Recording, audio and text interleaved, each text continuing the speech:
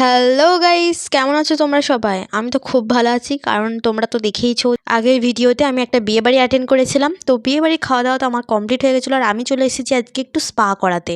আমার চুলটা প্রচণ্ড পরিমাণে ড্যামেজ হয়ে গেছিলো, আর আমি আজকে ফার্স্ট টাইম স্পা করাচ্ছি, তো তার এক্সপিরিয়েন্সটাও তোমাদের সাথে শেয়ার করব। তো চলো দেখতে থাকো। প্রথমে ভালোভাবে হেড ওয়াশ করে নেওয়ার পর আরও অনেক কিছু দিয়ে মাসাজ করিয়েছিল। আমার তো বেশ মাসাজ টাসাজ যা করিয়েছিল আমার খুবই ভালো লেগেছে। তারপরে যে স্পায়ের একটা মেশিন দেয়, তো সেগুলোও করিয়েছে। দেখো তোমরা দেখতেই পাচ্ছ, আমি সবই একটা করে ভিডিও ক্লিপ নিয়েছি তোমাদের সাথে শেয়ার করার জন্য। 1 ঘন্টারও বেশি স্পা নেওয়ার পর তারপরে আবার হেড ওয়াশ করাতে চলে এলো।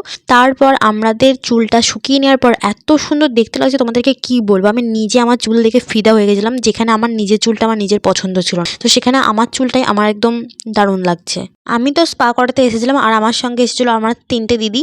তো চলো, আমার তো কাজ ওখানে হয়ে গেছে, ওরাও ওদের কাজ এখন পর্যন্ত করে নিয়েছে। তো চলো এবার যাবো মাসিমণির বাড়ি। মাসিমণিদের বাড়িতে গিয়ে সেখানে একদম বক্সে গান চালিয়ে প্রথমে নাচা হয়েছিল। নাচার পর মন ভরে গেল বলে আবার পুরোনো গান চালিয়ে আমরা একটু সবাই মিলে একসাথে গলা মেলাচ্ছিলাম। তো তার পরের দিন সকালবেলা পৌঁছে গেছি মামা বাড়ি। তো এখানে রিলস বানানো হচ্ছিল, আমিও এখানে কতগুলো রিলস বানিয়েছি। তো সেই রিলসগুলো আমার চ্যানেলে আপলোড করাই আছে, তোমরা গিয়ে দেখে নাও।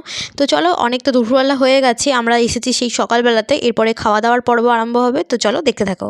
আজকে লাঞ্চে দারুণ একদম খাবার আছে মেনু, তো তোমরা দেখতেই পাচ্ছ। সেগুলো নিয়ে আমাকে আর নতুন করে বলতে হবে না। আর মাটন ছিল, আর মিষ্টি, পাঁপড়, চাটনি, যেগুলো আমার দেখানো হয়নি সেগুলো আমি বলে দিলাম। আজকের মতো এতটুকুই, টাটা।